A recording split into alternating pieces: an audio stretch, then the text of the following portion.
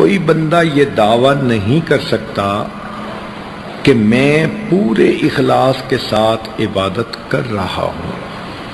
جب اللہ کے پیارے حبیب صلی اللہ علیہ وسلم نے فرما دیا ما عبدناک حق عبادتک، اے اللہ ہم نے آپ کی عبادت نہیں کی جیسے کہ کرنی چاہیے تھی، تو دنیا کا کون انسان ہے جو یہ سوچے کہ میں نے تو عبادت کا حق ادا کر دیا۔ اس لیے اخلاص کی کمی پر تو سب کو توبہ کرنی چاہیے۔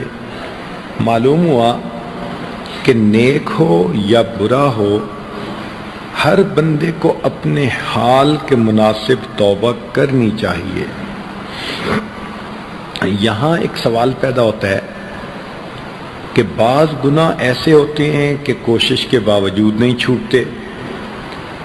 جو نوجوان انوالو ہوتے ہیں کہیں، وہ سوچتے ہیں جی کہ ہم تو اس کو چھوڑ ہی نہیں سکتے۔ تو بھائی ہمارے لیے چھوڑنا مشکل ہے، اللہ تعالیٰ کے لیے تو چھڑوا دینا آسان ہے۔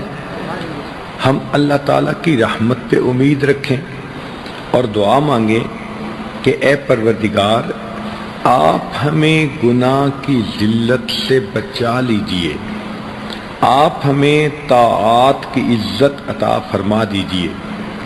اور سچی بات تو یہ ہے کہ جب نقصان کا ڈر ہوتا ہے تو پھر انسان آسانی کے ساتھ گناہوں کو چھوڑ دیتا ہے۔ مثال کے طور پر بچھو سے ڈر ہوتا ہے کاٹنے کا، کوئی بھی قریب نہیں جاتا۔ سانپ کا ڈر ہوتا ہے، کوئی بھی قریب نہیں جاتا۔ بجلی کا ڈر ہوتا ہے، کوئی بھی اس کو انگلی نہیں لگاتا۔ آگ سے ڈر ہوتا ہے، ہر بندہ دور رہتا ہے۔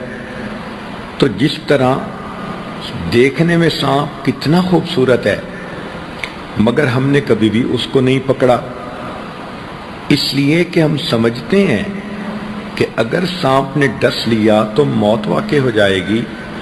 اسی طرح مومن کے دل میں یہ یقین آ جاتا ہے اگر میں نے کبیرہ کو کر لیا تو میری روحانی موت واقع ہو جائے گی۔ تو اس طرح انسان گناہوں کے تقاضے کو دبا سکتا ہے اور نیکی کی زندگی گزار سکتا ہے۔ دوسرا عمل